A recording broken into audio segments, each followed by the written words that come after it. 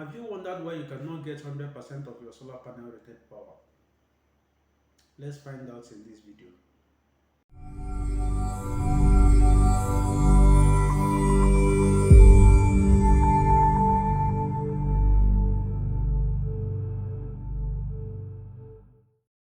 What's going on, guys? Welcome back to another video.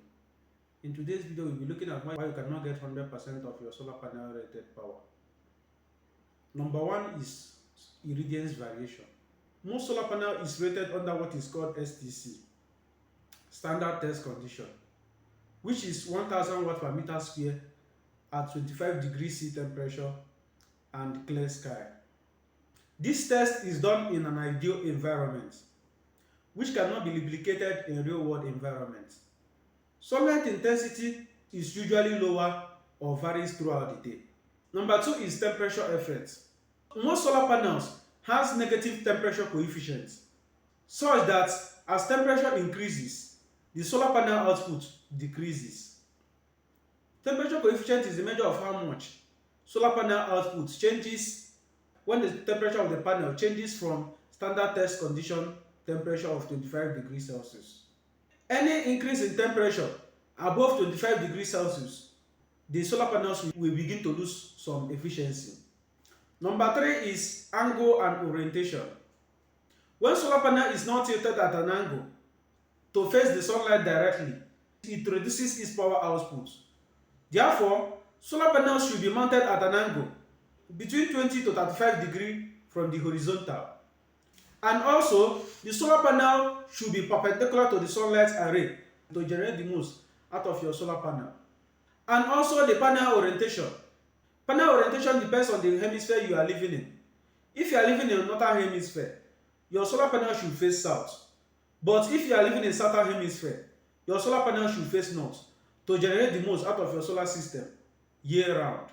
Number four is dust, dirt and bed droppings. During dry season or harmattan season, there is usually dust and leaves from trees all over the place, which settles on the surface of the solar panels. And also birds that fly around drop their feces on the surface of the solar panels, which reduces the amount of light that is captured by the solar panel, and thereby reducing its power output.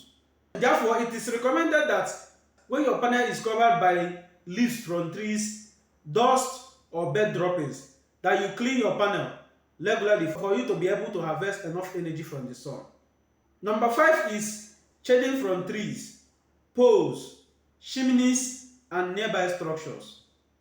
When your solar panels is shaded by trees, poles, chimneys and nearby structures, it reduces its power output, most especially when your solar panels is connected in series. When one panel is shaded, it affects the total output of the whole panels in the same strength. So it's recommended that it's either you relocate your panel to where there is no obstruction, or cut down trees or poles around your solar panels to be able to maximize your solar panel output. Number six is poor wiring and use of undersized cables. During your installation, when you join solar cables together without tightening it properly, with time the point of joining will begin to loosen up, and current will experience resistance in that joint, which makes the cables to heat up and thereby lose some energy.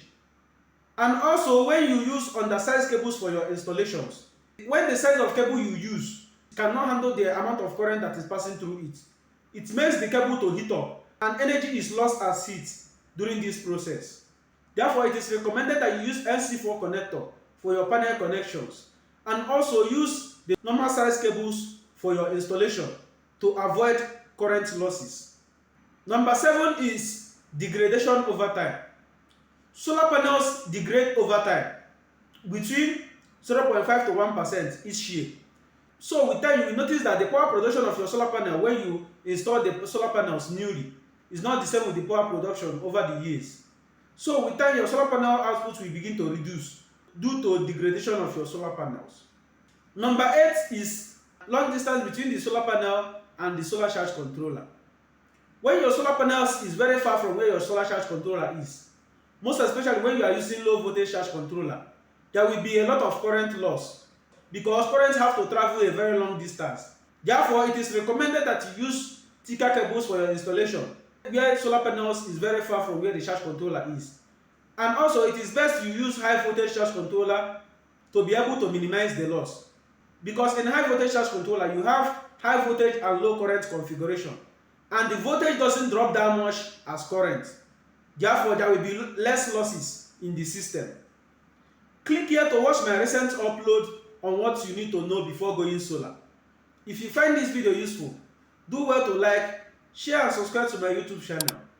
Turn on your notification button so you'll be notified when I release new videos. See you in the next video.